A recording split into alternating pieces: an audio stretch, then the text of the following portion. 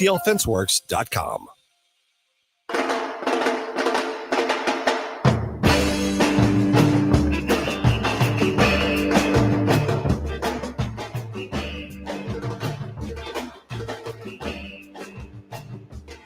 Oh, give me land, lots of land under starry skies above. Don't fence me in. Let me ride through the wide open country that I love. Don't fence me in. Let me be by myself in the evening breeze. Listen to the murmur of the cottonwood trees. Send me off forever, but I ask you please. Don't fence me in. Don't fence me in. Just turn me loose, let me straddle my own saddle underneath the western skies. On my cayuse, let me wander over yonder till I see the mountains rise. I want to ride to the ridge where the west commences. Gaze at the moon until I lose my senses. I can't look at hobbles and I can't stand fences. Don't fence me in. Don't fence me in.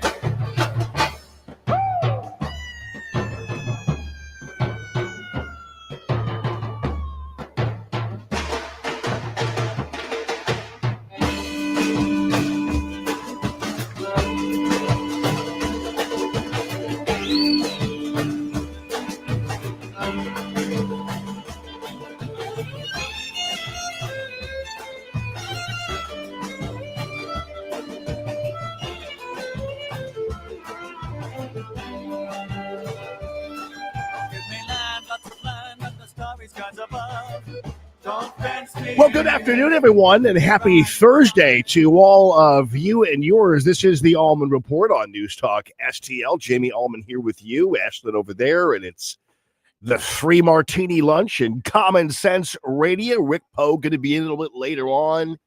David Stokes from the Show Me Institute's going to be on a little later on.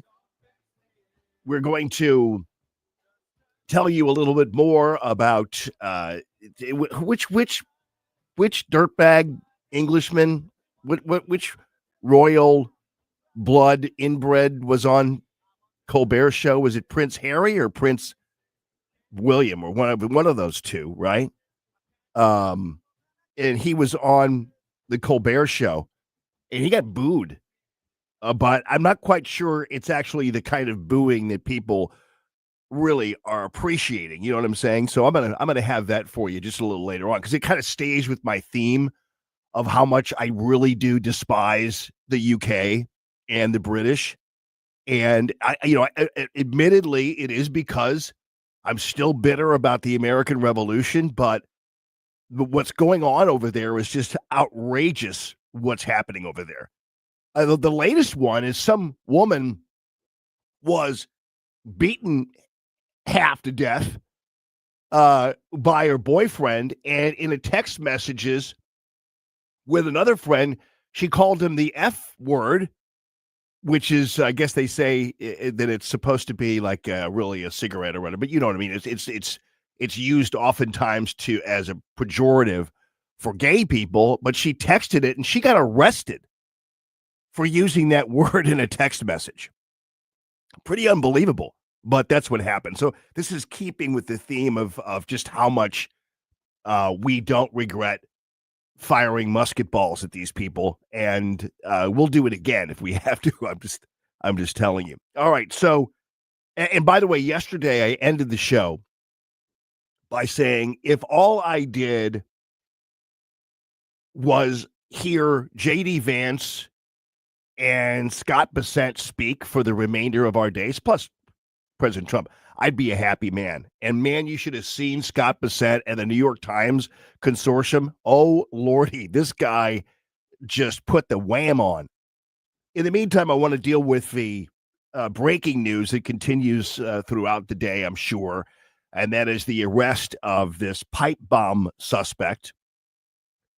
I have no doubt that, this person was not acting alone. There's no way. And that's because you have to start the story backwards. But first, let me just give you the skinny on what they're finding. This is from MS Now. Good morning, Jonathan. That's right. The FBI fanned out this morning and made this arrest at the suspect's home, as we understand it. And the suspect is a male. We don't have a name yet, but there is a sealed complaint charging this suspect with placing those two bombs in the hours before the January 6th riots. But yeah, and it's key that, and they since identified him as Brian Cole. He's 30 years old, from Virginia, and has been known to have authored anarchist writings. So you have to look at this story backwards to know that if it is indeed the suspect, which I've talked to some people who have been following this story who insist this is not the guy, but let's just pretend it is. We have to know that there's no way he acted alone. I think there's zero chance this guy acted alone. The reason why I believe that, and you have to go, you have to start the story from kind of backwards, because on January 6th, one of the things that people don't really realize is that the Capitol was closed. The Capitol is never closed on January 6th. It was open during the Kavanaugh hearings and all the Supreme Court hearings and all that kind of stuff. And so it was closed, though, on January 6th. The fact that it was closed meant jail for hundreds of people who they claim trespassed into the Capitol, even though we could see the police opening the doors and everything else. But technically, the Capitol was closed. And the Capitol was closed because of the pipe bombs the night before. So the Capitol Police, knowing about the pipe bombs that were left at DNC and RNC headquarters, had a pretense to close the Capitol. And once you close the Capitol, you basically have created a trap for anybody who is at this particular event and anybody who walks into the Capitol. And you can also actually immediately call it a riot because they invaded the Capitol, insurrection, all that kind of stuff. So you have to know that this person who planted those pipe bombs, because of what it caused, you have to know it wasn't just one of these, oh, I'm an anarchist, I'm going to plant a couple of pipe bombs. That's totally not what happened, or the reason it happened. You have to look at the effect of the occurrence of leaving these pipe bombs to know the motivation for leaving them. And the motivation for leaving the pipe bombs was to create a pretense by which the Capitol Police could close the Capitol and start a series of events that basically became a trap for Trump supporters. That's how this worked. So if they do have the right suspect, there's no way this guy was not put up to it or part of an organization that put him up to it for the purposes of creating this basic trap for Trump supporters. That's exactly how I feel it happened.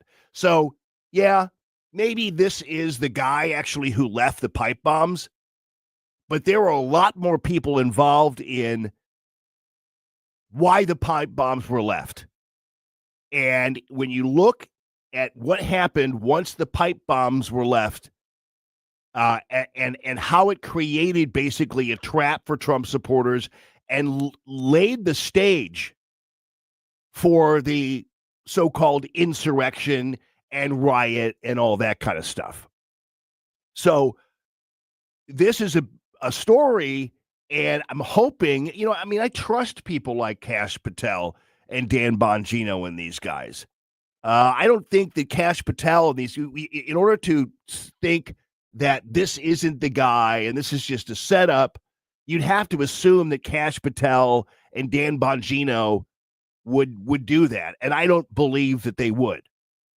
It's kind of like when people were talking about President Trump not releasing the files because he's in them, the Epstein files. I'd say you'd have, or Pam Bondi. You'd have to assume that they're covering up for pedophiles, and I could not believe that. And of course, it turned out not to be the case. But in order to go after Pam Bondi and President Trump, you'd have to make the assumption that they would cover for pedophiles, and I would never make that assumption. In this case, I think it's the beginning of a bigger story. So I'm really happy that this happened, and it could be the beginning of the end of what I consider to be the conspiracy that went into the setting up of January 6th demonstrators, Trump supporters, that involved the 170 plus FBI agents who were in the crowd. This was a manufactured riot, if you want to call it that. And it was created by a variety of different mechanisms. And the first mechanism, the first lever that was pulled, would be the pipe bombs.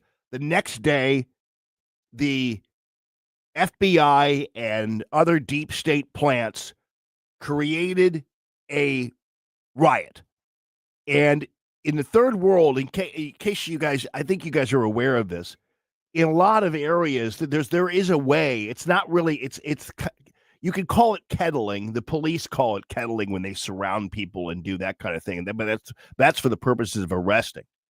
But it is a known fact that people who want to cause agitation, riots, pressure, you stand behind a group of people, and of course you create that fencing that the Capitol Police created because the pipe bombs were found the night before. So they put a fence around the Capitol, basically, although that people fencing, because of the pipe bombs. And actually, if you look at all of the arrangements that were made that wound up trapping the January 6th demonstrators, all you have to do is say, why was that? Why did that happen? Because of the pipe bombs. Why did that happen? Because of the pipe bombs. Why was the Capitol closed? Because of the pipe bombs. Why were there fencing? Because of the pipe bombs. Why were there so many FBI people there? Because of the pipe bombs. You get the drift here? So the leaving of the pipe bombs is a pivotal part of what I hope will be an ongoing investigation into the deep state's role in creating this riot, pushing the riot. But as I said before, there's a thing you do where you push people from behind. And the more you keep pushing them, the more agitated they get because they're being pushed into a fence. And that's when they start to do things like hop over the fence or topple the fence or do whatever. That's exactly what was going on. There's videotape of it. So anyway, while I know there are some people saying, well, this isn't the guy, and whatever. I think it probably is the guy, but he's part of a larger cabal that actually planned this all along so that they could have the pretense of closing the Capitol. That's the only reason the Capitol was closed. And guess what? I found that out literally like 3 weeks ago. Did you guys know that? Because I didn't know that. I thought the Capitol was closed because, it was a typical event, whatever. Then I realized, wait a minute, the Capitol isn't closed for those events. And why was it closed? Because of the pipe bombs. So this 30-year-old anarchist planting pipe bombs at each party headquarters, that's not real. That's part of a conspiracy. There's no way this guy just put these pipe bombs there and as part of like, I'm just an anarchist. It's like, nah, none of that is believable. So we'll keep in touch with it. But I didn't know that the Capitol was closed only because of the pipe bombs the night before. Then I'm thinking, oh, so the pipe bombs served a purpose. Yeah, they did. They sure as hell did. And there's no way that some little 30-year-old punk anarchist kind of acted alone and did all this kind of stuff. There's not a chance in hell that happened. So there you go. That's my take on it. That's how we're rolling here this afternoon. You know what I'm saying? Yeah. Pretty fancy what they did, isn't it? Hello, everybody in Facebook land. Nice to see Matthew Hicks back on there. How you doing, brother? Donna, thank you. People sometimes say, where do you get your clothes? I'm like, I really don't know. I just I see something on the internet, I buy it. I don't know. An 8-year-old in Bangladesh probably made this hoodie. I don't know. And I really sometimes don't even care.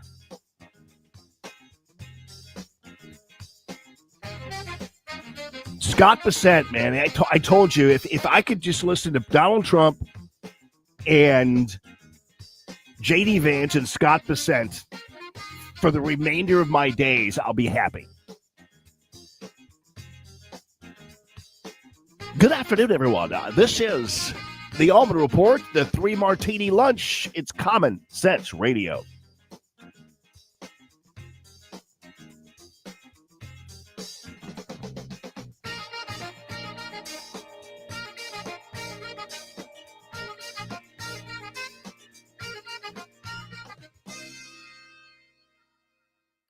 This app is absolutely fantastic. Yes, I listen on my phone. If you have a phone, you have a radio. It is awesome. Download the all-new News Talk STL app and listen anytime, anywhere. Ladies and gentlemen, let me tell you something about Grasser Electric. Shane Grasser, man, has been a friend of mine for more than 20 years now and has been a supporter of free, common sense, conservative radio, the Allman brand, for more than 20 years now. And I have used them at my homes for more than 20 years now. And Sean is the guy who usually comes to my house, and he's a very patient person because sometimes I don't know what the heck's going on. He comes and he'll discover the problem right away. Some electrical problem where my pool is or something, and he's like, oh, it's right here. Or, oh, a squirrel ate through it, whatever. And I have also used him sometimes in emergency situations where, of course, how I decorate my house for Christmas, and it's more than Clark Griswold could ever even imagine, and sometimes that results in some electrical backfiring, so to speak, like fuses blown, or sometimes it rains or something, and everything just goes cattywampus. And so Sean usually comes out and helps me prepare that. He can help you do that too. I still have that ongoing list of things that I need done. I know I've been talking about this. You're like, Allman, why haven't you done it yet? I'll get around to it. I'm like you guys, right? But I'm going to call Grasser when I do. So in Lily's bathroom, there's this flickering light that drives everybody crazy. And it's been flickering for like 2 months now. I got to get it taken care of. But then there's also that light in the kitchen that keeps on. And there's an outlet that doesn't even work. I don't know why, what happened, what have you. And so all those kinds of things need to be taken care of. So I'm going to have Sean come out when he comes out and kind of gives me some tips on the Christmas decorations and get those taken care of. And then you guys have then time to continue writing your autobiography when you let Grasser do the work for you. They do commercial work as well, which is great. And they also have a backup generator, which is fantastic. That is during these winter storms, if you're tired of being without power every once in a while, the backup generator is great, very discreet, and very, very affordable. Don't forget, they also have 24-hour service for you as well at Grasser Electric. It's grasserelectric.com. Hey, it's Susie Moore. If new flooring makes you think hassle, think again, because Michael's Flooring is changing the game. For over 30 years, Michael's has been locally owned and trusted for quality, variety, and amazing service. Whether it's carpet, hardwood, laminate, luxury vinyl, or ceramic tile, their expert team makes installing new floors exciting, not stressful. That's why customers keep coming back. Visit Michael's Flooring at St. Peter's, Starting Prairie, Creve Coeur, or online at igotfloored.com. That's igotfloored.com. I'm Dr. TJ, owner of the Institute of Natural Health, co-owner of Optimal Nutraceuticals, and the host of Wellness One. Wellness One is designed to cut through the nonsense and provide you common sense, science-based information regarding health and wellness. On the show, we discuss topics like thyroid health, gut health, hormone optimization, and many others. Our show airs Saturdays at 10 a.m. and 2 p.m. and Sundays at 11 a.m. and 3 p.m. right here on Newstalk STL. And you can visit us at inhstl.com. That's inhstl.com.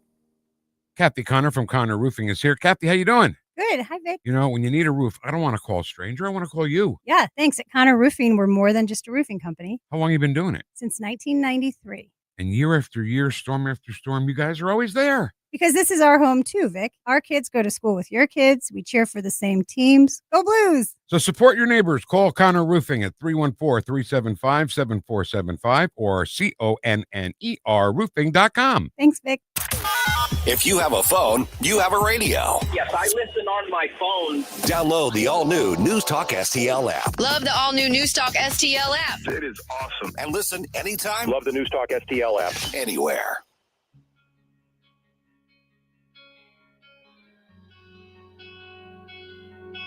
I could sleep. I could sleep. I could sleep. I could sleep. When I lived alone, is there a ghost in my house? Good afternoon, everyone. I could sleep. This is Common Sense Radio. I could sleep. It's the Allman Report on News Talk STL. It's the 3 Martini lunch as well, people. So hope you're on number 1 now.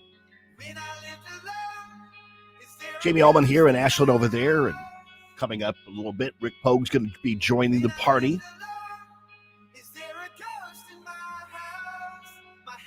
When I first moved into my house, there was a ghost in there.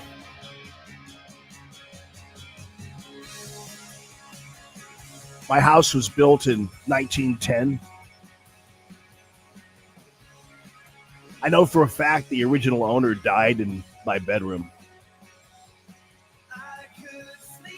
And you know the original owner of the house, it was his country home because he lived in Illinois. And so at that point, Midtown was like the country. And he's a guy, he had the patent on the wall-mounted drinking fountain. I'm not kidding you. The ghost wasn't him, though. I don't know where she went, though. It kind of makes me sad. I don't know whether I did something or what, but it's like this, honestly, it's like a little girl running around upstairs. And I'm not easily convinced about all that mystical stuff, but I saw her, so I don't know what happens with ghosts. Do they just get bored or something? Or I mean, I can't figure out why a ghost would go somewhere else, you know? Never heard too much of a traveling ghost. Well, I think I'll go to this house now. That's like, well, why would you do that? You know what I'm saying? So, I have another story too. I'm working on some piece about Sarah. That's a longer story. I'm not going to go into it, but I will tell you someday when we're all got a snout full. I'll tell you a story about that when we're all partying and doing everything else. Let's check in with Newsmax. It looks like the Rwandan and the Congo leaders are in saying whistleblowers face DC. retaliation because of Waltz's negligence. Oh, here, let's go to that one. Let's go to that one, Ashlyn. Sorry. What the hell's going on with my headphones? Okay, here we go. Yeah. So we basically have another peace deal with Rwanda and the Congo. And of course, you guys know this is crazy because this is what we have been putting up with throughout decades of the uniparty existence. We have just placed our signatures at the bottom of the joint declaration enshrining the Washington agreements for peace and prosperity. I do feel, on behalf of the people of Congo, a deep gratitude and clear hope. I mean, this is a really big deal. And President Trump's not going to get any credit for it because people are going to be too busy listening to Ilhan Omar play the whiny baby victim, calling Trump a racist, everything else. But we're not talking. But most of the news people aren't even talking about this monumental development. You have to understand a couple things. One of the reasons why this peace deal was so important for President Trump is because President Trump has his eye on Africa as being the next great continent to be developed and to be a world player and everything else. And I'll never forget what he said about Africa, because I remember over the summer, Natalie took a trip to the Congo, to Ghana, that she organized herself, actually through her school, but she organized it herself. So it wasn't through school, but she found the idea in a school publication or something like that. But went to Ghana to do kind of, she was building fences and planting gardens and trees and things like that in Ghana. And I wasn't really worried about that. Ghana actually is a beautiful country. It's at the southern tip of Africa, near the Ivory Coast and beyond. But I really felt good about it because before she left, President Trump had said that he wants Africa to be a great continent. He says, let's make Africa great again. And so for a while there, unfortunately, the uniparties all just kind of considered Africa to be just some kind of trash heap or what have you. And the Rwandans and the Congoans, I think it's Congolese, but I don't know. But how often do we pick up the newspaper or whatever here on the news? Well, another mass killing in Rwanda. The people from the Congo go over there and machete people to death and rape everybody, and it was vile. It was genocide is what it was. Remember the whole Rwanda genocide thing? That happened when Bill Clinton was in office. And nothing was ever done about it. And you have to understand, too, and I'll never forget this either, before the election, my Uber driver, she is also a member of the military, and she was like, well, I'm being shipped off to Africa because that's kind of like the next hot spot and that kind of thing. And so ultimately, this also, by stabilizing Africa, it reduces the chances that we're going to have to commit blood and treasure to Africa, because that's the last thing we want to do. We're already doing it in the Middle East, and then this time with Ukraine, and it to a certain degree in some places in South America, that kind of thing. You can't have Africa as another thing. And believe me, the Euro trash isn't going to help us. So we might as well go ahead and try to fix it ourselves and kind of free Africa from its legacy of violence and third world petulance, pestilence, I should say. So I think this is a big deal. And again, you only have to know how big of a deal it is because you know how little of a deal it was for the Uniparty and the news media when people from Rwanda and the Congo were hacking each other to death every other 18 months. So this is a huge deal and allows both countries to start to focus on developing. Africa really is a pretty amazing continent. And, with the exception of some countries, like it is in South America, like it is in the United States of America with some states, you're going to have little pockets and little places of instability and where you just don't want to go. and that happens. But for the most part, Africa is kind of this untouched jewel that also, by the way, has a lot of the stuff that we need in terms of the minerals and all the things we talk about, that and in terms of the mining and all that kind of stuff, precious metals, all those kinds of things. It's and President Trump is thinking that too. A lot of this, I'm not being cynical about this. It's just the reality. President Trump is a businessman.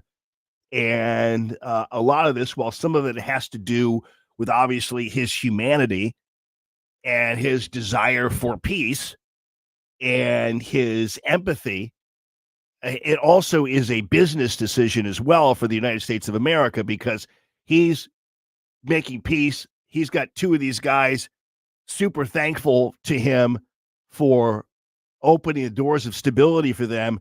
And I guarantee you 5 months from now, he's going, hey, by the way, I was wondering if we could take some of your minerals out of the ground. That's going to happen. So President Trump, and I think that is a great intention, because a lot of times, like let's just pretend in your family, you have two family members who are fighting all the time and doing whatever. Well, it makes everybody uncomfortable at Thanksgiving and Christmas, whatever. And so you want to have them make peace, but a lot of it's because you also want to not have to worry about fighting and watching people fight all the time at your holidays and everything else. So President Trump has a motivation here, and it really is a true one, but it's one that helps not only those two countries, but also the United States of America. But again, because of the simpletons in the news media and in the Democrat Party and in the Republican Party, he won't get any credit for this. They're too busy clutching their pearls over blowing up drug boats and calling Somalians names and all that other nonsense, because they just they're not deep enough thinkers. They're simpletons to be able to kind of process how important this is. And by the way, remember the double tap, right? So, and by the way, this is Pam Bondi. Let's go to Newsmax now. There, Ashlyn. Pam Bondi's making an announcement, I think, about the pipe bomber. There was no new witness, just good, diligent police work and prosecutorial work, working as a team along with ATF, Capitol Police, Metropolitan Police Department, and of course, the FBI. We are working every day to restore the public's trust. We hope that today is a significant step towards that progress. We'll share more information when we can and when it unfolds. I cannot stress enough how hard. Enough of this. I can't stand it when they do this, by the way. We are so amazing. It just took so much. It's like, give us some information instead of like standing there and patting yourself on the back for a half hour. It's so boring. Tell us more information. Now Kash Patel is going to talk about how amazing everybody is and how the investigation's amazing and blah, blah, blah. It's like, congratulations, but we want to know what's up here. And maybe if we find out, we'll bring it to you on the other side. So make sure you know, right? Okay. I'm glad they did it, though. It's just so laborious to listen to that stuff. I got to tell you, Scott Bissett, I told you this guy's a badass. He was, he just took down the New York Times at a New York Times event. All right. Ladies and gentlemen, coming up, the great Rick Pogue. It's Common Sense Radio.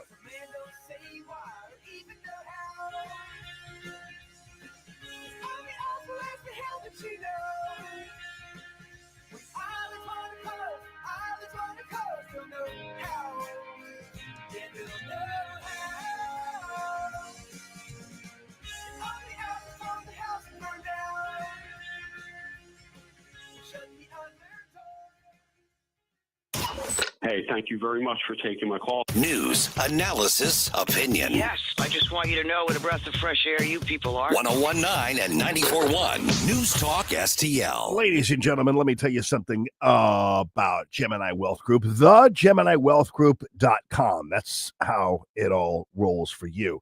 And this is the deal. So it's really great for a lot of you, because you're going to live 20, 30, 40 years past your retirement, because everybody's taking such good care of themselves nowadays. So you're going to live a long time, and that's great. But it's not such great news sometimes when you don't have enough money to cover everything for your golden years, and you want to make sure that that happens.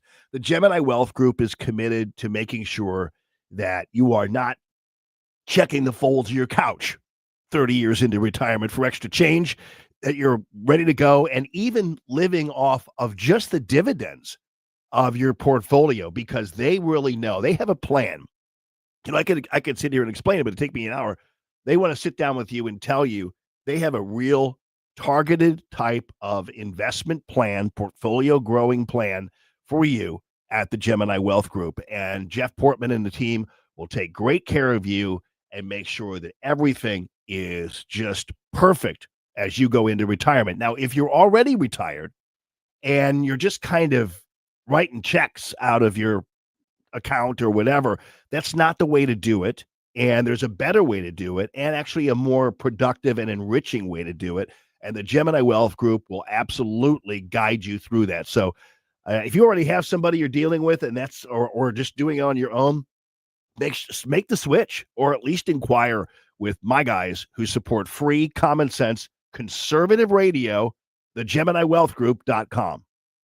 This holiday season, help Feed My People fill the shelves. News Talk STL and the STL County GOP are partnering for an annual food drive, November 10th through December 21st. Drop off your non-perishable food donations at all Bartolino's restaurants, all Chris's Pancakes and dining locations, and all 3 Michael's flooring outlets, or at the News Talk STL studios. Tim Jones here to let you know that together we can make a difference for families in need. Visit newstalkstl.com for complete drop-off locations.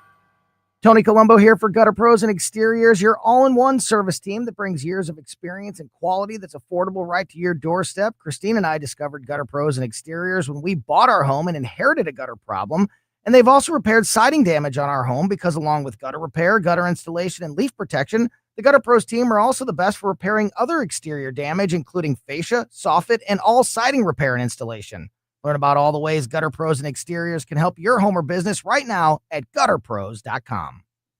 Hey, it's Vic Porcelli here with our great friend Chris Cooper from Serenity Wealth Management. Hi, Chris. How are you, Vic? I don't want to put anybody else down, but that when you go up and visit you at Serenity Wealth, your place looks like home. So a lot of financial advisory offices, they have, the big mahogany desk or the big marble entryways and things like that. The stock market channel on the TV when you walk in the door, right? That doesn't really drive a good conversation. Good financial guidance and advice starts with a good conversation. People are nervous. People are afraid to talk about finances, right? And so you can see a little standoffish. Well, my objective is to try to have a good, casual conversation. By having those conversations about life, goals, objectives, it's what makes me understand what our financials are supposed to fund. So if somebody does want to have a good conversation, how do they do that? How do they find you? Our website is the best way to do that, because you can get all the information you need, understand where we are, get a little bit more information, all that. SerenityWealthNow.com. Reach out to Chris and Stacy today at SerenityWealthNow.com. Investment advice offered through Fortis Capital Advisors, LLC. Colombo and Company. President Trump just reset federal fuel standards raised by Biden, a move he says will save Americans billions. We'll discuss Thursday, plus Virginia Cruda and Dr. Randy Tobin. Live and local, weekdays at 2 on News Talk STL.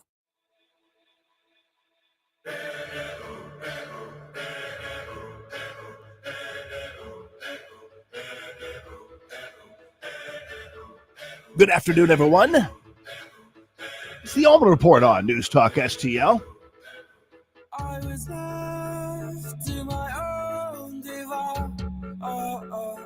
So the honchos of the FBI and Justice Department are all announcing the arrest of the supposed DC pipe bomber,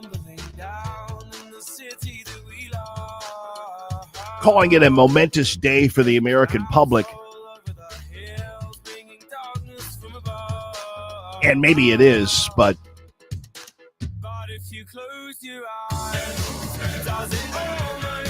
it's too tidy. It's too tidy, as I explained earlier. And I'm not casting aspersions on any of these people, Bongino and Patel and Bondi and Janine. I'm not casting aspersions on them. It's just like I don't think you guys are done yet. Tell you the truth, you know. I mean, I'm glad I'm glad you're celebrating and patting each other on the back, but I'm not quite sure anybody believes you're really done yet. And maybe actually it's all a ruse to try to get other people involved in thinking that these guys are calling it a day and they're not going to continue investigating and all this other stuff. But the fact of the matter is, as I told you at the top, the thing that is most disturbing for me, and again, these guys are, I think these guys are overplaying this a little bit. This calling it, this is a momentous day for the American public. And say, well, let's wait and see. Because I want to know who put him up to it, because there's no way he acted alone. And the reason why I say that is because of the results of the leaving of the pipe bombs were a much bigger player in this whole January 6th thing than people are thinking. The pipe bombs were left for a reason. And as I said earlier, I'm just going to say it again, the pipe bombs were left so the Capitol Police and others had a pretense for closing the Capitol.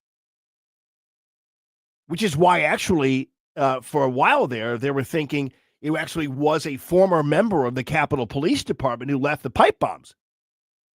Because this was a setup. The January 6th situation was a total and complete setup. It was a trap. It was a manufactured, deep state promoted riot that was used for the purposes of not only the pipe bombs closed the Capitol, but you know what happened when all of the so-called rioting started, right? And then they murdered Ashley Babbitt. Yeah, you do know what happened at the end after that? Every single senator who had a co-sponsor in the House, there were about 7 of them who, and there were 7 states that were going to be audited for election irregularities and everything else. The votes were going to be audited because that's what January 6th is. That day is always convened for that purpose. And so the 7 separate states were going to be audited. So what happened after the so-called rioting happened? And then what happened after the pipe bombs happened? Well, everybody, after all this happened, quit. They quit. They stopped the process of reviewing the states. I think it was Senator Kelly Loeffler, who's now in the administration for some reason, and a couple others who said, well, never mind. We're not doing this anymore because of the gravity of the situation. Let's just certify the election. So that's exactly what this was all about. So if you start with that and then go back in time, you realize that there was a real supreme motivation to leave those pipe bombs. What those pipe bombs did was open the floodgates and open the door for all kinds of other things to happen. So I'm glad that these people are all up there congratulating themselves and saying this was a monumental event for the American public. But let's wait and see, because I think your work isn't over. I think it's just beginning. So when they're all up there at this news conference basically saying case closed. And it's not. So we'll see. And maybe they're actually just kind of trying to trick anybody else involved in this. But I think when they're saying that this is all over, case closed, we're just, we're amazing. It took all this teamwork and blah, blah, blah, blah, blah, blah, which they're incessantly saying right now. I want to see more. I want to find out who put this guy up to it and what this was all about. This guy did not act alone. There's no way, if it is the guy. So let's figure out what happened here, because you guys understand that the timeline of this was crazy, because after the pipe bombs were left on that night, after the pipe bombs were left, what happened? They closed the Capitol. Mike Pence in the morning, and then Mitch McConnell went on the floor of the U.S. Senate. And I'll never forget listening to this. It was 10 o'clock in the morning. And it was after Pence said, hey, listen, nothing's going to happen. We're not doing anything, whatever, which was totally premature and totally uncalled for. Pence is a traitor, is what he is. He did not do his duty as the president of the Senate. As vice president, you're president of the Senate. He did not do his duty. But he knew about everything that was going on that was ultimately going to derail the process of reviewing the votes in these states. Then, 10 o'clock in the morning, I will never forget this. Get done with my show, and I'm listening to Mitch McConnell in the car on the radio. And Mitch McConnell is on the floor of the U.S. Senate saying that this election is going to be certified. Nothing's going to change, and on and on. And I was going, how could you possibly do this? How could you possibly say this before the process has even begun?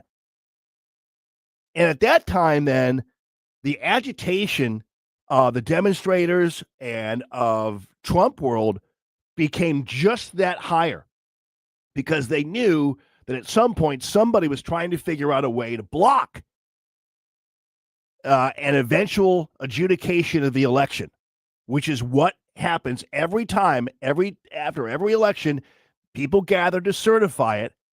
If you are a member of the Senate and you have a House co-sponsor, you will be able to take a vote on a review of a particular state's voting. And there were 7 of them, I believe, maybe 6, 7 of them, 7 pair. And Pence had the duty to allow that vote to happen. But guess what? Since there was so much commotion, then a shooting at the Capitol, a riot, all this kind of stuff, they were like, well, we can't do this now. I guess we're going to have to go ahead and certify it. And that's what they did. You'll remember back in President Trump's first term in 2017, a similar convening happened.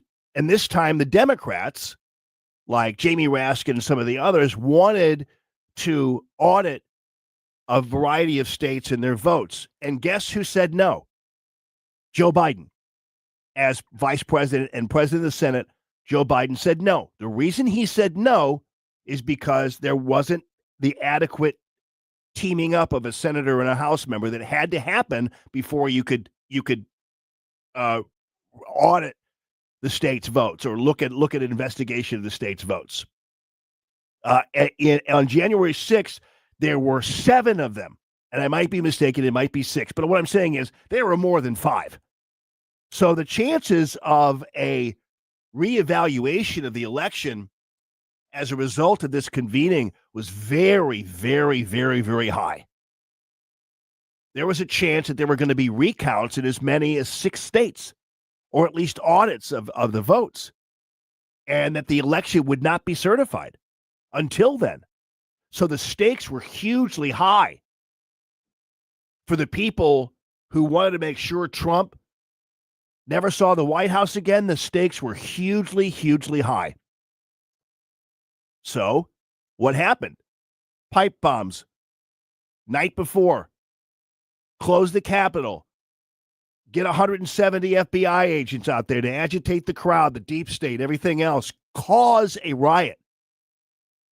And then say, it's done. Joe Biden is president. So there's a lot more to this story. And these guys, Pam Bondi and Dan Bongino and Kash Patel and Janine Pirro need to get away from the microphones and keep working. It's Common Sense Radio, everybody. Happy Thursday to all of you. Hi, I'm Mark Sutherland, founder of Stone Ledge Distillery, and I'd like to give you a bottle of Stolock whiskey or Inversion vodka. Just register now at newstalkstl.com and come experience what Missouri Ozark Highlands craftsmanship really tastes like. At our tasting room in historic Defiance, you'll enjoy Stolock whiskey, Inversion vodka, and other Missouri-made spirits, wine, and craft beer in a beautiful cocktail lounge, our cigar room, or out on the patio every weekend. And right now, win a bottle of Stolock or Inversion at newstalkstl.com. Come raise a glass in Defiance. JC's Wayback Machine. This week on the way back, we bust open my exclusive collection of Christmas songs. Ho, ho, ho, ho, ho, ho. Dashing through the snow. Ho, ho, ho, ho. Also, we talked with the dude himself, actor Jeff Bridges, and lots of great songs from the 90s, 80s, and 70s. All brought to you by the Weber Automotive Group. It's JC's Wayback Machine. Every Saturday night, 6 to 9, on News Talk STL. Hungry for the best steak you'll ever have? Head to the heart of Moscow Mills and discover Harry J's, a local landmark and family-owned steakhouse, serving up excellence since '98. From mouth-watering appetizers to decadent desserts, Harry J's has something for everyone. Enjoy our extensive bar selection while soaking in our friendly family atmosphere. Whether dine-in or carry-out, your meal is prepared to perfection. Make the drive to 300 Main Street and treat yourself to a taste of Moscow Mills' finest. Harry J's, more than a steakhouse. We're a tradition. Hello, Kirk Hilsinger, Chairman of the Republican Party, City of St. Louis. Join us for our Christmas party on December 11th. Tickets may be purchased by cash or check, or you may purchase tickets through our website at stl-gop.com. We'll have dinner and silent auction. In addition, we will be collecting donations for Toys for Tots. So bring an unwrapped toy for a family in need. Merry Christmas, Happy Holidays, and we look forward to fighting for you in 2026. Paid for by St. Louis City Republican PAC. Curtis Farber, Treasurer. KLGY HD3 Clayton, K270BW Bellefonte, KNBS Bowling Green. This is News Talk STL at 1019, 94.1, and always streaming at newstalkstl.com. Breaking news at Town Hall. I'm Bob Agnew in Washington. The FBI has made an arrest in its nearly 5-year-old investigation into who placed pipe bombs in Washington, D.C. on the eve of the January 6, 2021 breach at the U.S. Capitol. Seeking a breakthrough in the case as this year began, the FBI published additional information about its investigation, including an estimate of the suspect's height. It also released a previously withheld video of the shadowy image of the suspect placing one of the bombs on the evening of January 5th, 2021, near the offices of the Democratic and Republican National Committees in D.C. The devices did not detonate and no one was hurt. George Williams, Washington. The would-be bomber has been identified as Brian Cole, Jr.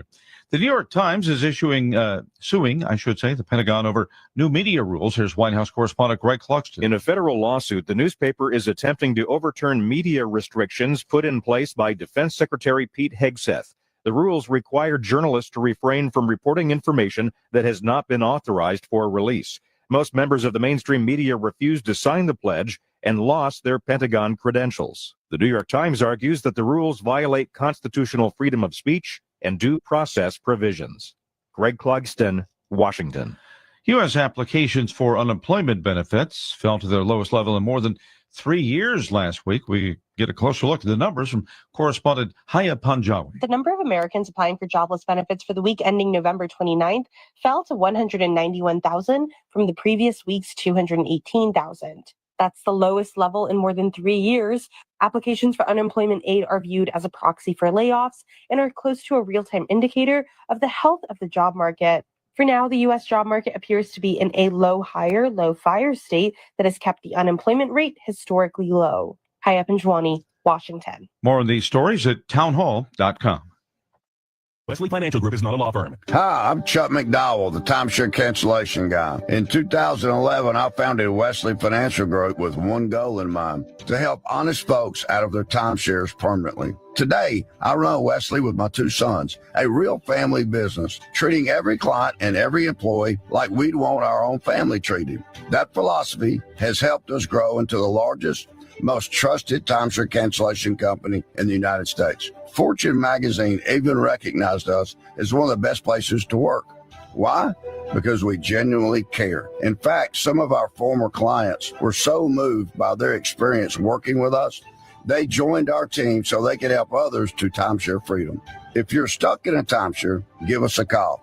Let our family help your family. Call Wesley now for your free timeshare exit kit. 800-226-5454. That's 800-226-5454. 800-226-5454. This hour of News Talk STL is brought to you by Rodney and Jen Wallner and the entire Wallner home selling team at Berkshire Hathaway. Call them today at 314-810-SOLD. 314-810-SOLD. From the Michaels Flooring Outlet Weather Center. Well, as you know, it's a cold one out there. Temperatures only into the low to mid 20s the next couple of hours, and we're looking at wind chills that remain in the teens under partly cloudy skies. A lot of high, thin clouds, but they're not going to produce any precipitation. Very cold again tonight, but not as cold tomorrow afternoon as we reach into the mid to upper 30s. There is a chance for some more ice and snow by Sunday. I'm KMOV First Alert meteorologist Kent Earhart. Dr. Draghi and his team at Esquire Sports Medicine get pros back on the field, so they can certainly help you. You need an MRI, X-ray, CAT scan, pre- or post-surgery treatment, rehab. The chiropractic physicians at Esquire can help you or connect you to experts you need. And I know you're hurting right now. You don't want to wait. Esquire sees new patients often within 24 hours. EsquireSportsMedicine.com. The Herzog Tomorrow Foundation provides private school tuition scholarships through Missouri's new Most Scholars program to cover the cost of accessible, high-quality schooling. Hi, this is Myella Esser with the Herzog Tomorrow Foundation. Our private school tuition scholarships wouldn't be possible without the support of generous Missouri taxpayers. If you're a Missouri taxpayer interested in redirecting your tax dollars and sending them to Missouri students in need of a better education, please contact me at herzogmostscholars.org. Better education for students creates a better tomorrow for all. Learn how you can help provide a better education for Missouri students at herzogmostscholars.org. That's herzogmostscholars.org. Also, sign up for The Lion, an initiative of the Herzog Foundation that carries articles covering a wide range of issues facing American families and culture. herzogfoundation.com. That's herzogfoundation.com. News Talk STL. First thing in the morning and pretty much all day. Live and local. 1019 and 94.1. News Talk STL.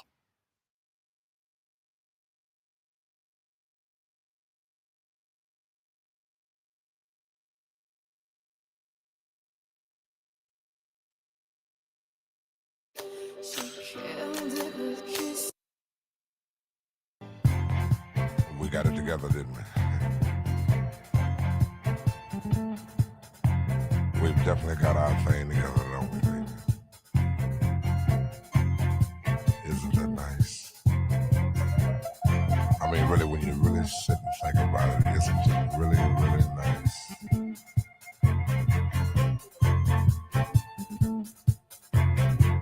I can easily feel myself slipping more and more waves. That super world of my own. Nobody but you. I want to be the guy and me playing that cymbal. We've got it together, baby. Yes, you do.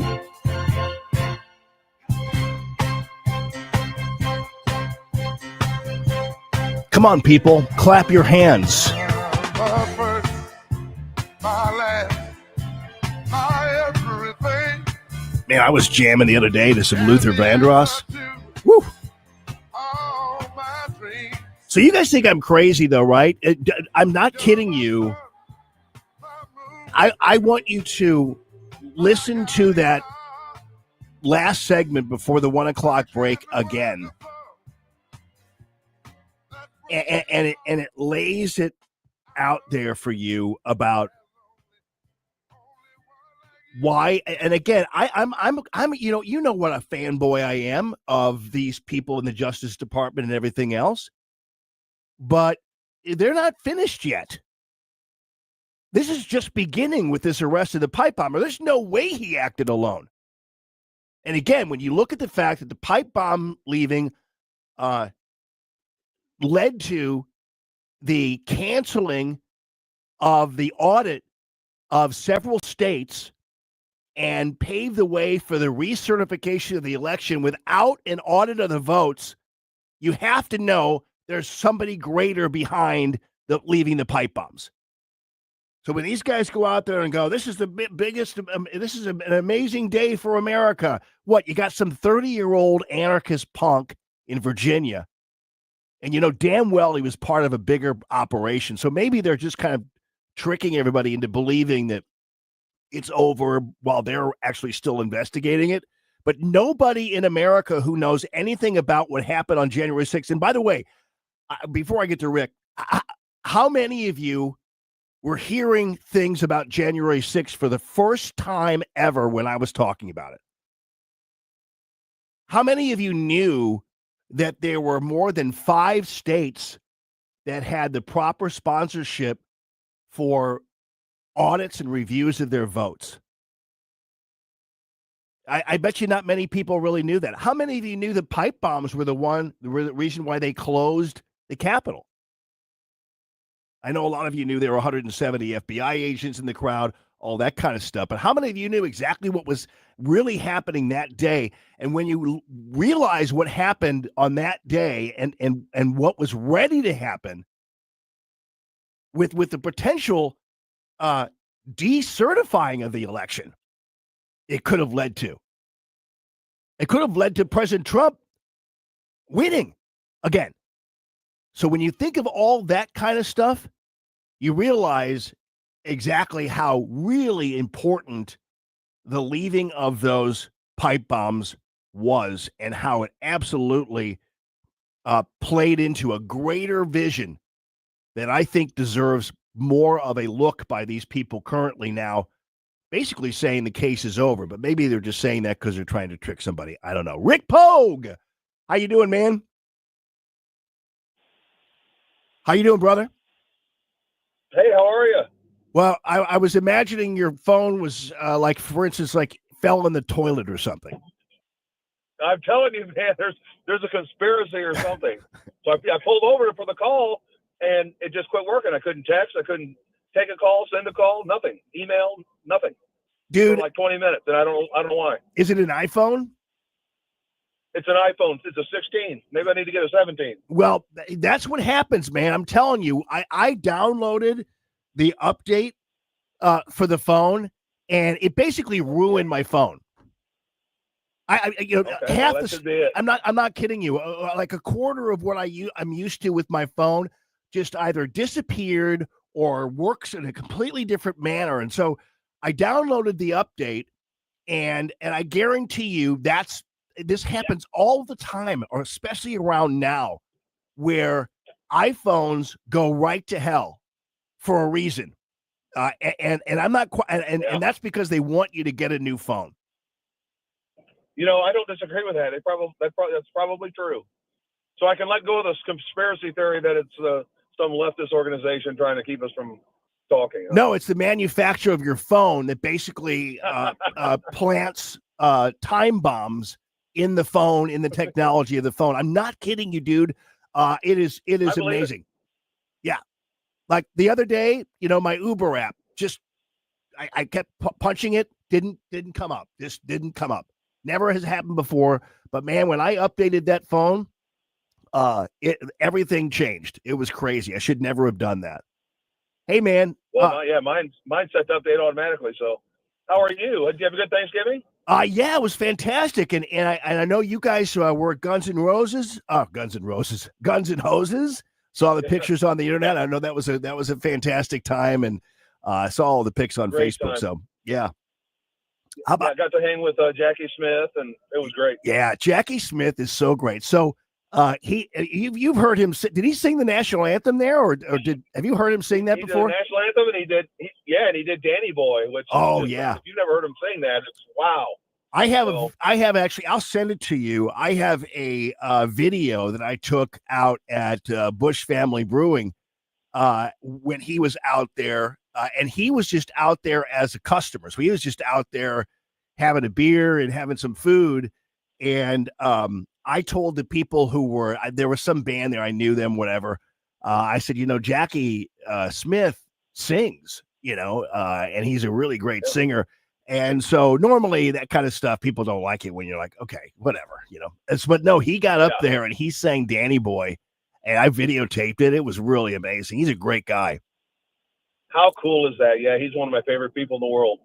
Yeah. And you know what? For sure. Yeah. And he's such a cool dude. And when I was a kid, he was like one of my heroes, with the St. Louis Cardinals. And I know all that stuff happened with the Dallas Cowboys and stuff like that. But I can't stand it when people just remember that about him, because I don't even know whether it was really, honestly, in the scheme of things, that big of a mistake in the scheme of things, but who knows? Yeah, and it's unfortunate. It's really unfair that's what some people remember. He was the first tight end in NFL history that caught for long yards, that actually became a receiver that mattered. A significant receiver that caught for longer distances, more than 4 or 5 yards at a time.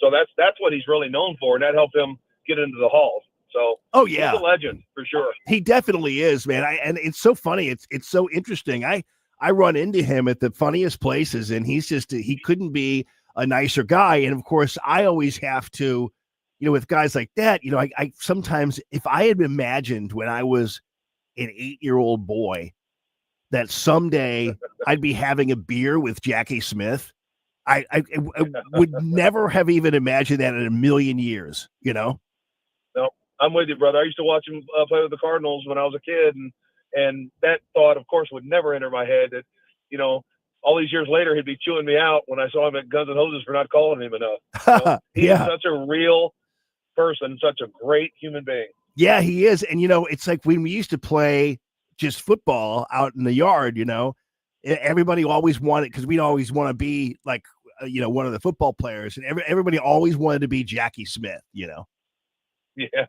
So, I'm Jackie he's got a Smith. great legacy. Yeah, he does, buddy. So I was telling the story. I don't know whether you heard it earlier. And by the way, how about our buddy Nick Schroer winning that award, man? Yeah, how cool is that? I know.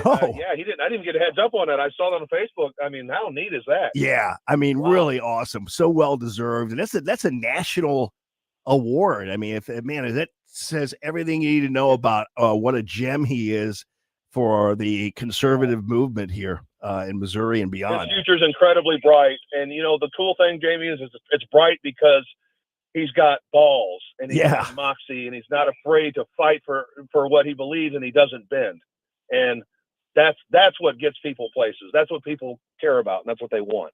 And he does it cheerfully. Man, you should see that. If you looked at sometimes his Facebook page when he makes a post or something, the kind of abuse he takes from all of these idiots is just unreal.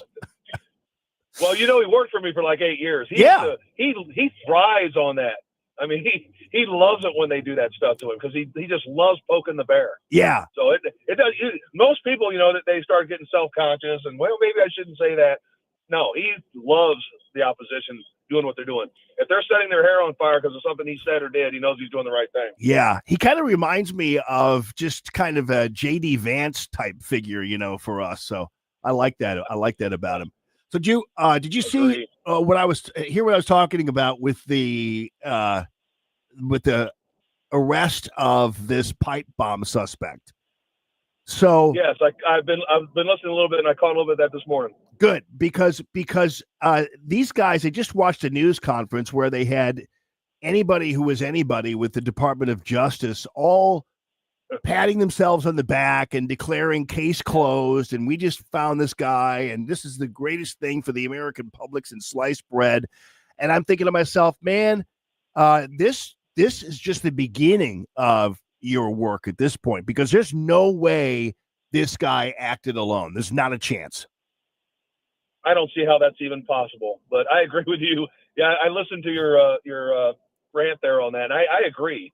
It's a little over the top sometimes on how wonderful the job is that they're doing. We know that, just the facts. Yeah. But there's no way that guy acted alone. Well, and all you have And to do, how does all that time go by? You know? yeah, all you have to do is chart the ends that came out of the means, and the ends were hugely consequential. They kept Joe Biden president of the United States and kept Donald Trump out of the White House. So at least they ensured it. That might have still happened after an audit of the states, but they ensured that. So there was no process whatsoever undertaken in adjudicating the election results. So that's what the pipe bombs did.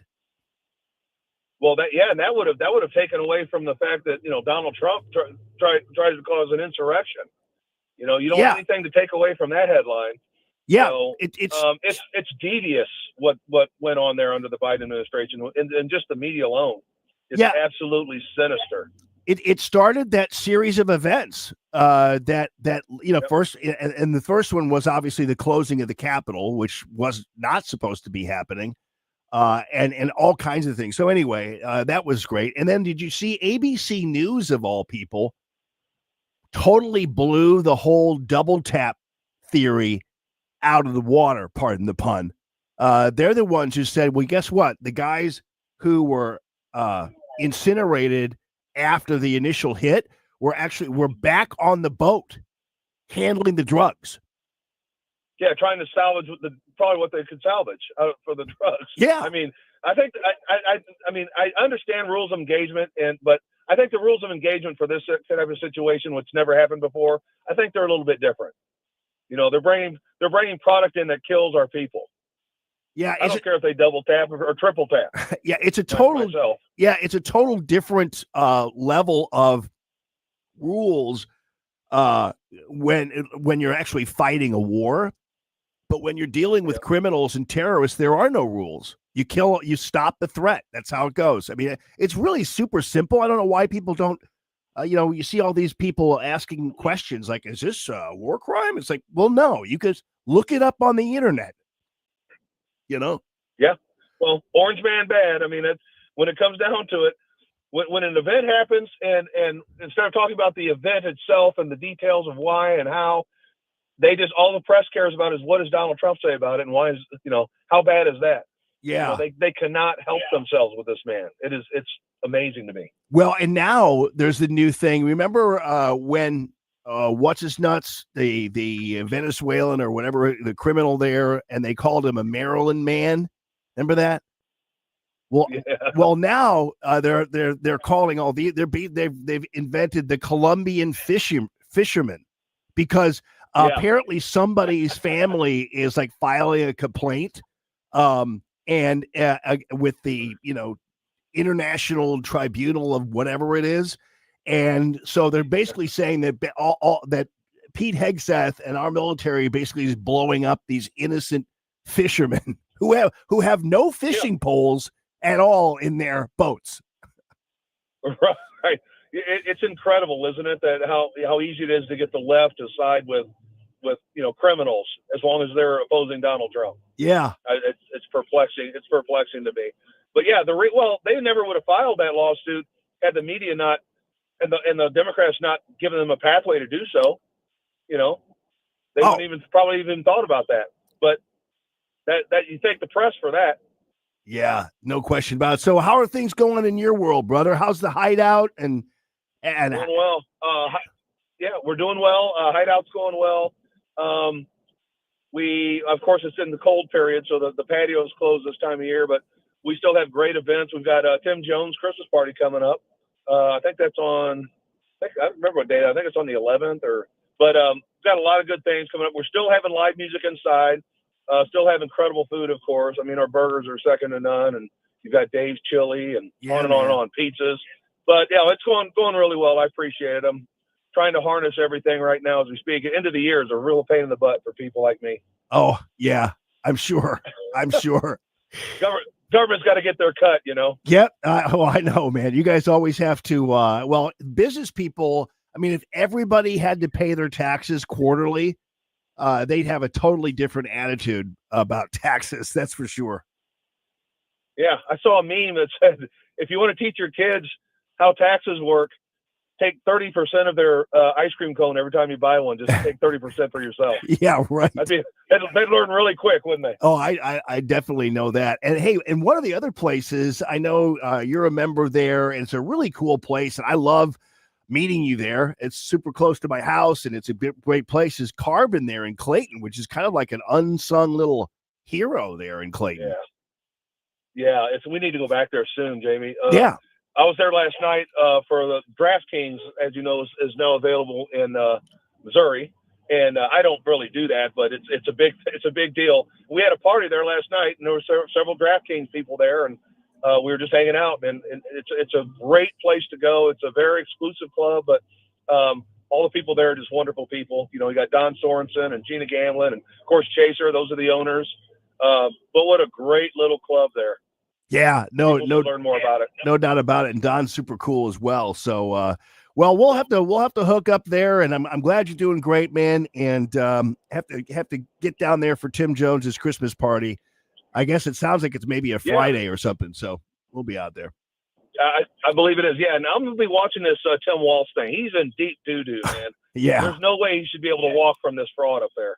But we'll see what happens. Yeah, and you know, President Trump is so right about this Somali community. I'm not saying they're all garbage, but man, you talk about a group of people who come over here from actually a country that the last video I saw was some guy on the coast of Mogadishu, and it was beautiful. He was like having lunch, and people were swimming in the ocean and everything else. These people have no business being here. If they're not citizens, they ought to be deported and kicked out and told to leave. Yeah, if you cannot assimilate and contribute to the United States of America, you shouldn't be here. People just take that and throw it out the window. No, come on in. Yeah. Live off the government. Defraud the government. Oh, by the way, send some of that back to Al-Shabaab if you want. Oh, and they did. It's amazing. Al-Shabaab, actually, Al-Shabaab's biggest funder was the taxpayers of the state of Minnesota. So, you know. Yes. And the reason why people need to answer for that. That is just that's beyond the pale. Yeah. And the reason why, and you know, what were there, 400 of them, the people in the Human Services Department in Minnesota who said Tim Walz kept on shutting down our investigations because he didn't want to offend the Somali community. And of course, it's a voting block too. But so, you know, these Somalis come over here and then basically blackmail people by calling them racist or xenophobic if they dare question anything they're doing. Yep, and our own Democrat Party and our own media gives them the playbook to do so. Right on. It's pathetic. Yeah. All right, brother. Well, it's great to talk to you. I'm glad you had a good Thanksgiving, and glad your phone's okay. So we'll talk soon. Yeah. All right, brother. Love you. All right, love you too. That is Rick Pogue, ladies and gentlemen. Yeah. All right, I'm gonna. David Stokes is going to be on with us from Show Me Institute in just a little bit. And then before that, though, I got to tell you, I ended the show yesterday by saying, if I could just listen to J.D. Vance and Scott Bessent for the remainder of my days, I'd be a happy man because these guys are nails. That's on top of President Trump. And Bessent, man, you will love this coming up here on the Allman Report on News Talk STL. It's the 3 Martini Lunch, people.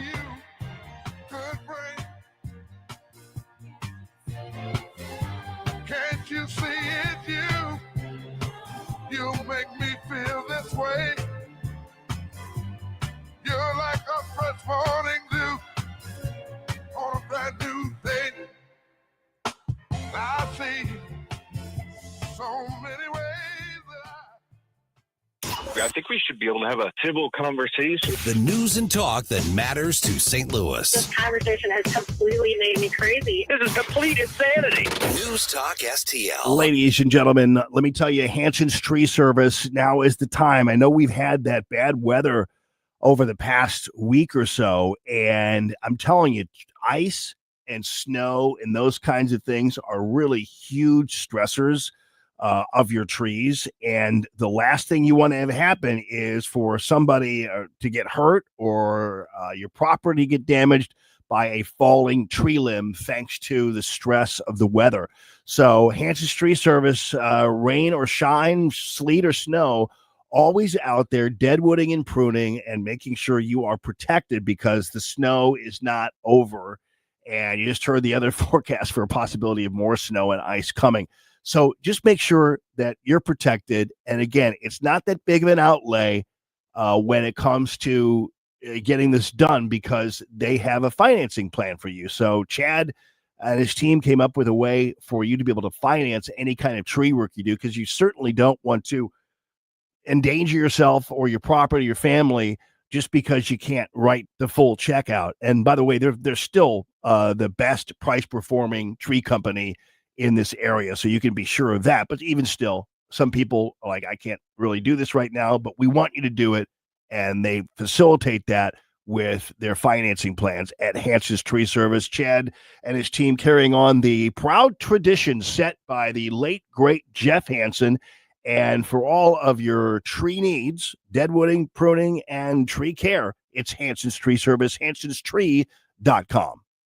Hey, Columbo here for Rockwood Charcoal. Rockwood is made from 100% pure Missouri oak and hickory, so you're cooking with the best and supporting local industry and a local business all at once. There's over 100 area Rockwood retailers. Find yours at rockwoodcharcoal.com. Renewal by Anderson asking, are you still battling cold drafts? Windows icing up again? Utility costs surging? You're worried about paying more every month? The truth is, you may already be paying for new windows and money lost to energy escaping your home. And here's the thing, you don't want to do this project twice. Renewal by Anderson spends every day replacing bad technology, poor installation of windows and doors that simply don't stand the test of time. But you can afford the best. America's most trusted window replacement company, Anderson. Call 877-WINDOWS or visit rbastl.com. Learn about our December savings event right now. 877-WINDOWS, rbastl.com. Renewal by Anderson. Superior products, exceptional service. All the information I need on the drive to work. Mike Ferguson in the morning. I keep it on throughout the day, whether it's local, national, or something big that's happening overseas. News, analysis, and opinion. St. Louis's #1 for conservative talk. News Talk STL. We come on this loop, John B. My grandfather and me. Around Nassau town we did roam, drinking all night. Got into a fight. Well, I feel so broken, I wanna go home. Good afternoon, everyone. It's Common Sense Radio, the 3 Martini Lunch, the Allman Report. Jamie Allman here with you and Ashlyn over there. And if you listen to the most of the news media,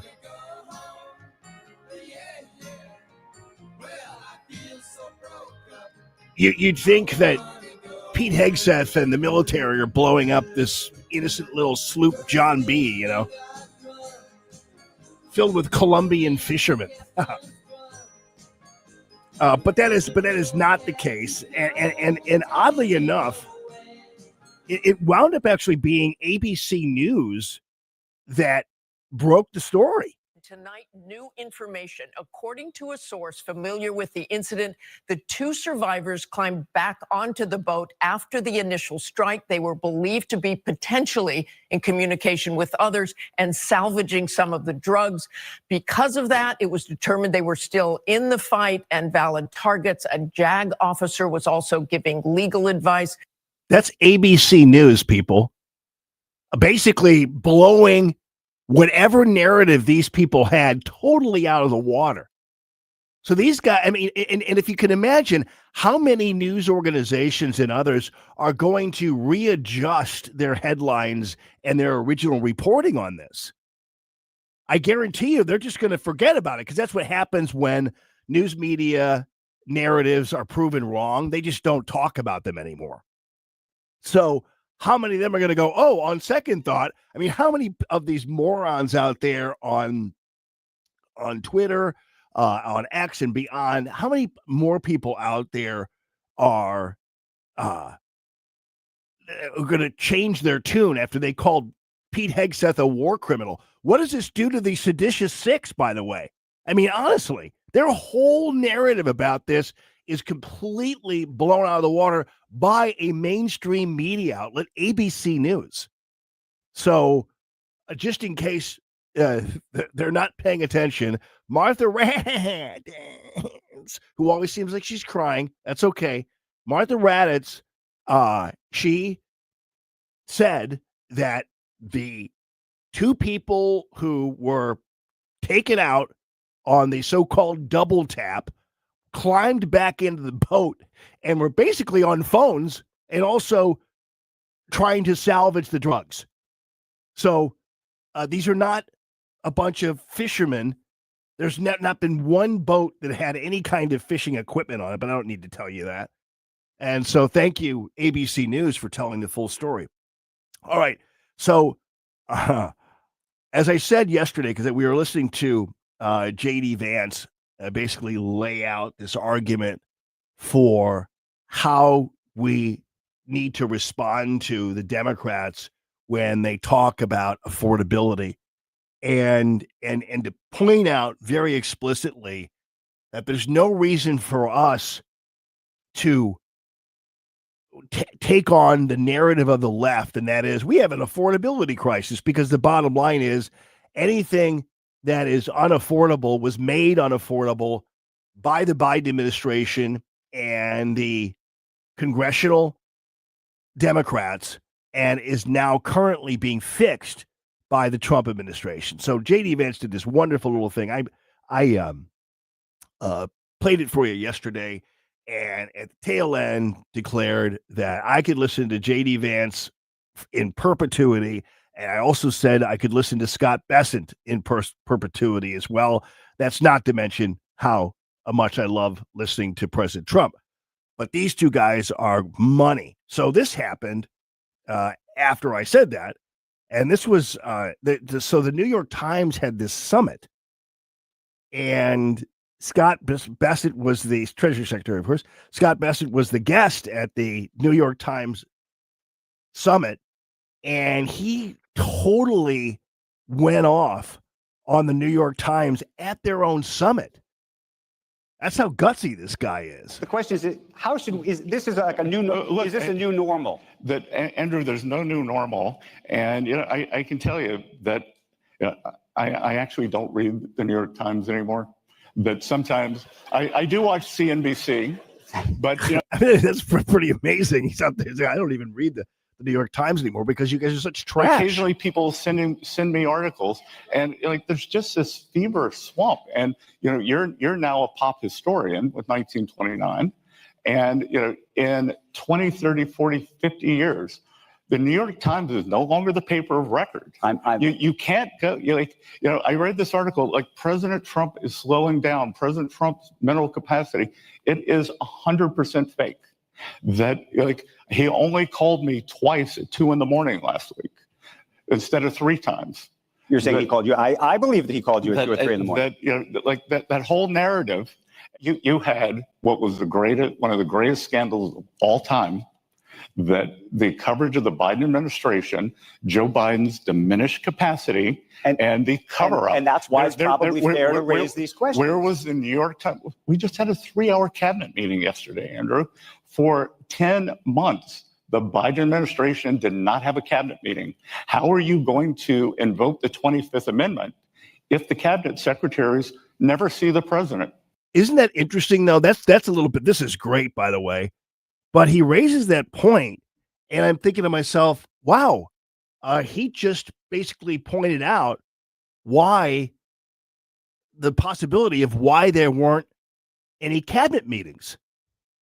Because in order for the 25th Amendment to be invoked, that would be the incapacity of the president, somebody in his cabinet would have to be, I think 2 people, or I don't know what the how many people would have to be part of it, would have to be the ones that trigger the 25th Amendment if they're members of the cabinet, and because they are most likely to actually see the president. But if they never see the president, they can't invoke the 25th Amendment, which I'm like, Scott Bissett just brought that up. Like, boy, that's a interesting catch there. Which they didn't. That, I hear from people in the Treasury building that I see President Trump more in a day than my predecessor saw Joe Biden in half a year. That's pretty amazing.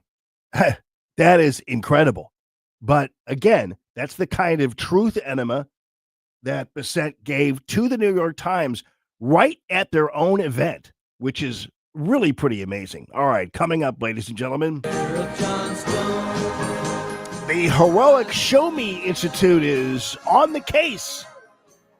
So we're going to have David Stokes in just a few. This is Common Sense Radio, the Three Martini Lunch.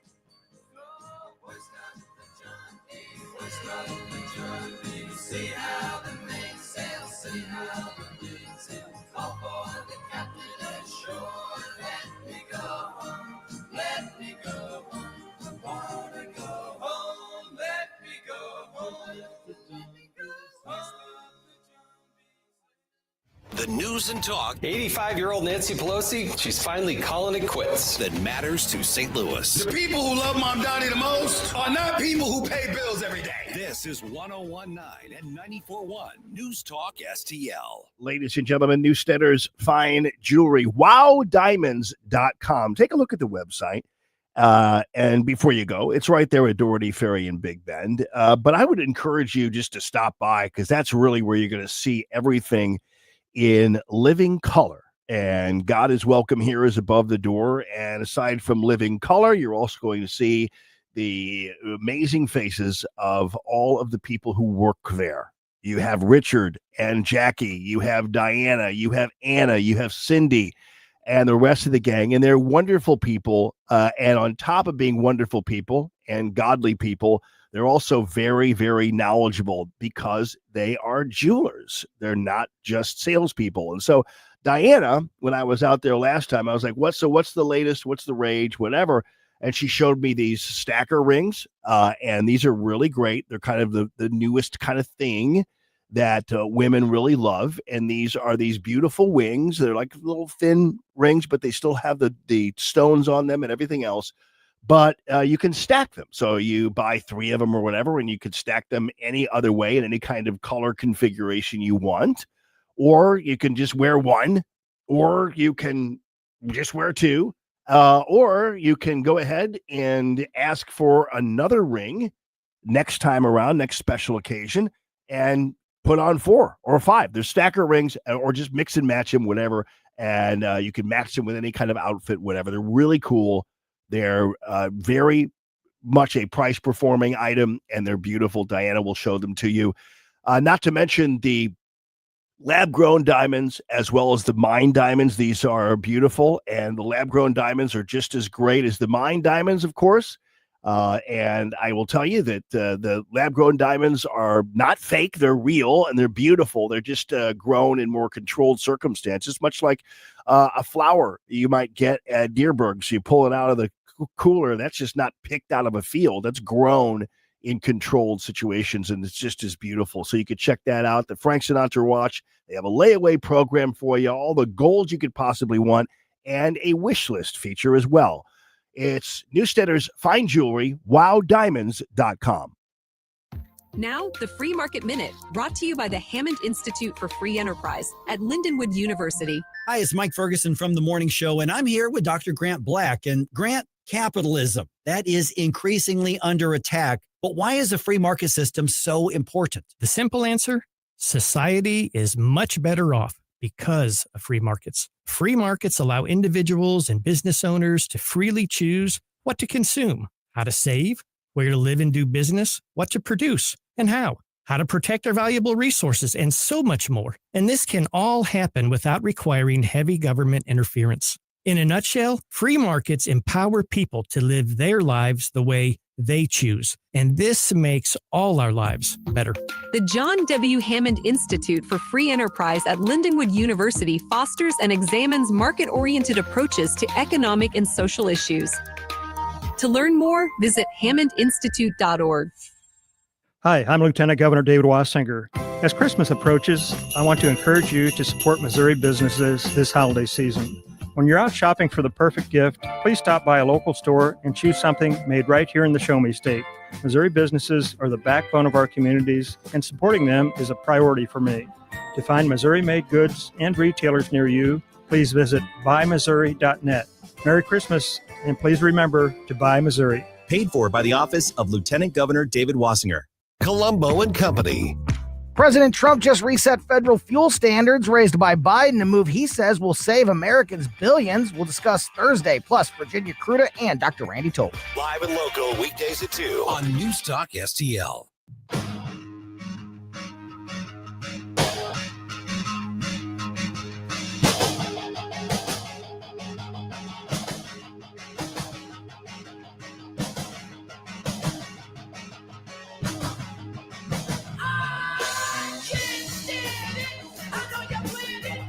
Good afternoon, everyone. It's Common Sense Radio. It's the Allman Report on News Talk STL. Love the Beastie Boys.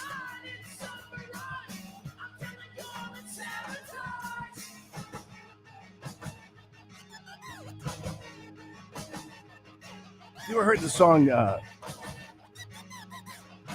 Break Stuff? Ashton, you like the Beastie Boys? I think this is my first time hearing them. But yeah, I like the song. I one time, I'll never forget this. It was on one of my shows once, and it was like at 5 a.m, and I opened the show with Break Stuff, and the song's about a guy who's like, it's really kind of like angry. And he goes, and he said, I feel like breaking somebody's face tonight. I got an email from some guy who was like, I just want to let you know that it's a very jarring song to listen to that early in the morning. I was like, you can bite me. Just like the guy from the Beastie Boys would do. Well, ladies and gentlemen, it's time now for our bi-weekly or every other weekly conversation with our people over at the Show Me Institute. They do such great work. And David Stokes, I always enjoy listening to you on the Tim Jones and Christopher Arp show. Welcome to the program, buddy. How you doing? I'm doing great, Jamie. Great to be on the air with you. Yeah, man. I didn't know whether you, the Beastie Boys, are in your league. I mean, I'm a little old for them, but yeah. They were right at I was in college in the early 90s, and trust me, at college parties, they were played frequently. Yeah, that's crazy. Anyway, they are definitely, I'm about a decade ahead. So I know that they're more along the lines of anybody who's maybe in their 50s or something, as opposed to me at 62. So anyway, that's all good. Hey, man. What's going on with these budget shortfalls, not only in St. Louis County, but also, as you guys are pointing out, in Webster Groves? And I guess this is probably not the end of it. There are other communities doing the same thing. Absolutely. And the St. Louis County one is really, really crazy, because there just seems to be two totally different views on how to handle it. You've got the county council and, the county budget director, Chris Howard, has said, he's estimated, it's caught a lot of people's attention, that if St. Louis County doesn't make cuts and reduce spending, it's going to be bankrupt, to quote him, in about 2 years, because it just doesn't have the funds. It's $80 million short on its budget deficit, on its budget right now. And the Page administration basically wants to handle it by using Rams money to fill in the gaps and hoping that the county voters will approve a use tax, which will fund a good portion of that $80 million shortfall. The exact amount is unknown. But I mean, several things here. Counting on the county voters to pass a use tax, and I'm not opposed to a use tax. I shouldn't say I'm not completely opposed to it. But counting on voters to pass that is a little bit generous. County voters just rejected it about 3 years ago and rejected it before that about 10 years ago. So no guarantee that they're going to pass this. And also just using Rams money to plug plugging a small hole here or there, fine. But to use Rams money all you're going to do with that money is plug major budget holes, I think it's a very poor use of those funds. You're not addressing and at most you just push this budget crisis back a year or two by using Rams money. So I'm definitely think the council is taking the right address to look for tough cuts and tough decisions that have to be made. If they're $80 million short, it's time to cut some of the fat and make some hard choices, and maybe cut some of the services people even think they like. At least that's what elected officials are there for.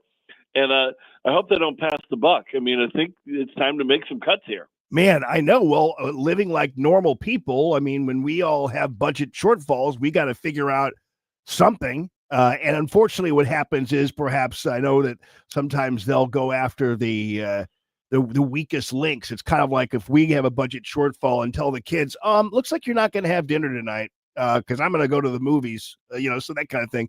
But what about the use tax? So what is the use tax exactly? What does it cover? Well, the use tax is the sales tax on the goods you purchase online and have delivered to your house. That's what it is. I fear that there's some people are probably getting charged it inappropriately anyway, especially with smaller online sellers who aren't as quite as sophisticated as the big ones. So St. Louis County doesn't have a use tax. So when you buy something online, you'll pay the state sales tax on it, and in most municipalities, but not all, you'll pay the city sales tax on it. But you should not be paying the county sales tax on things you buy online and have delivered to your house. County voters have never approved that use tax. So, most cities in the county have passed it. A lot of other counties in the region have also passed it, but St. Louis County has not. And that's just what the county is looking to do. And it would plug, I think the estimates could raise anywhere between $45 and $70 million. Nobody, you don't know till you exactly get it going. But and that's a lot of this proposed deficit. But it is, and it may be an important thing to do. But if you're relying entirely on tax increases, I think that's bad to start.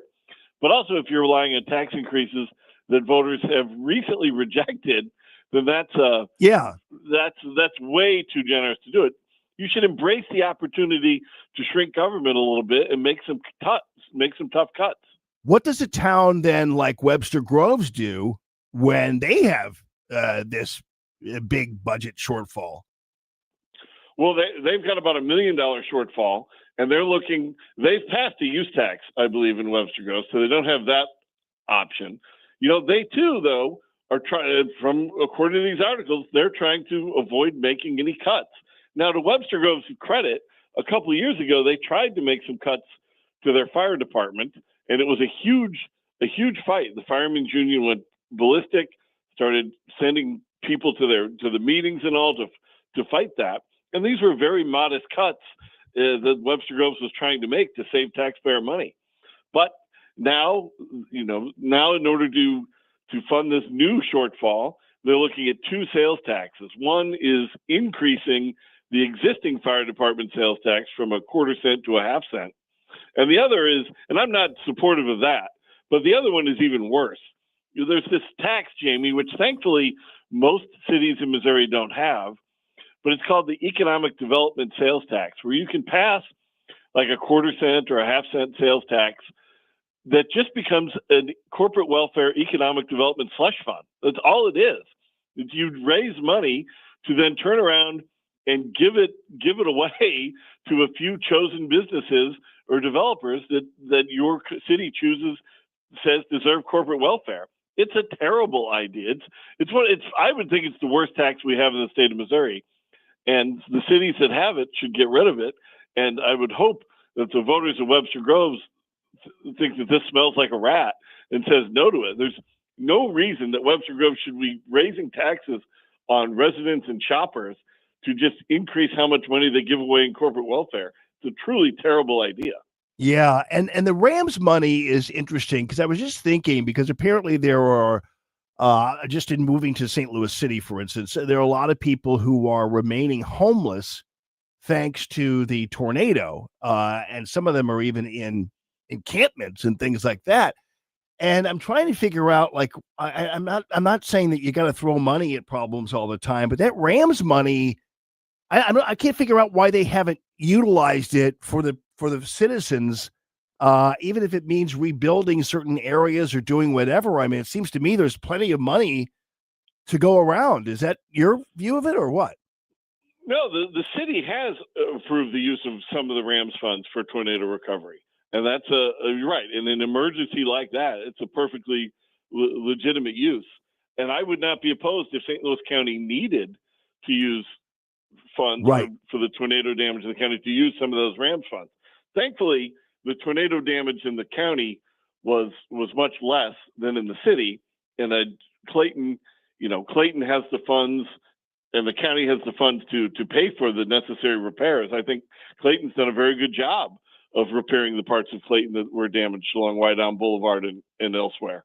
But most of that damage is in the city, and they are using Rams funds for a portion of it. But so St. Louis County really hasn't spent its Rams funds on much.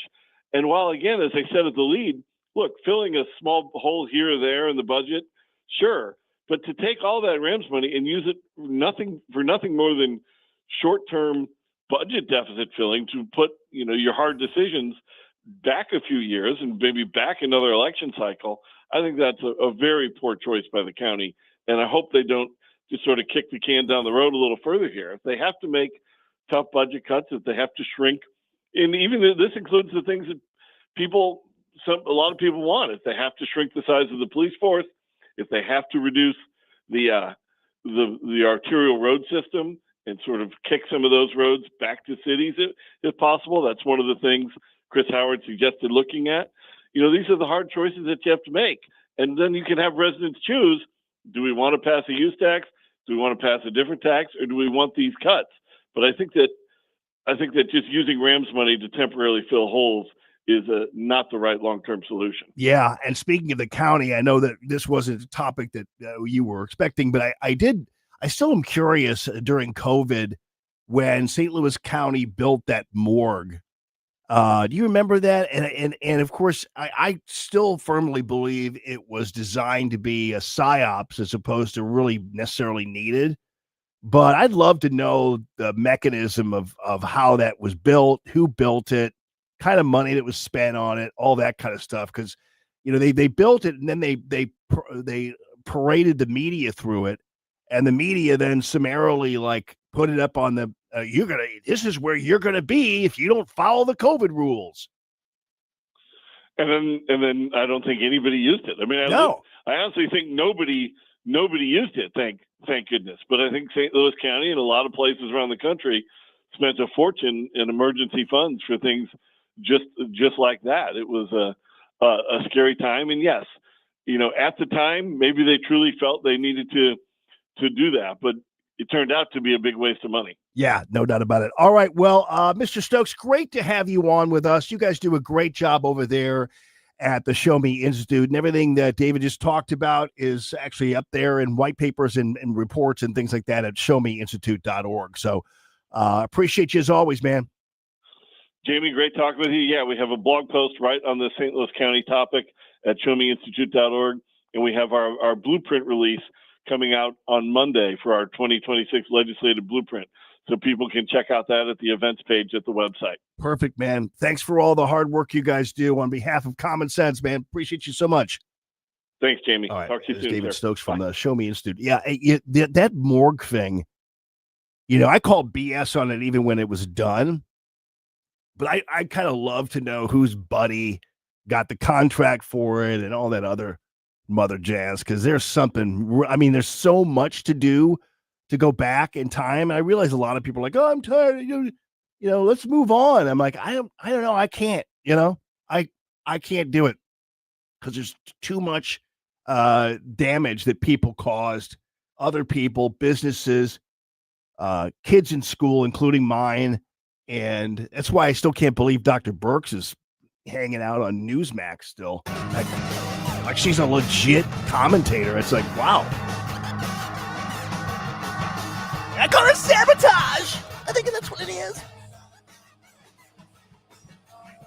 Anyway, you guys have a great rest of your day. Ashlyn, thank you so much. And coming up, it's Colombo and Company and Tony Colombo. It's Common Sense Radio now. Have a rest of your blessed day. Tim Jones and Chris Arps in the afternoon. Brian Pichelle. He is the executive director of Dogs for Our Brave. I've been very blessed to have incredible support in my life as I battled through my journey of coming back from Iraq and dealing with, PTSD and everything I saw and witnessed as a medic. Not all veterans have that type of support. And ultimately, that's why I say we are a gift of love. We are a gift. We want to be that beacon of hope.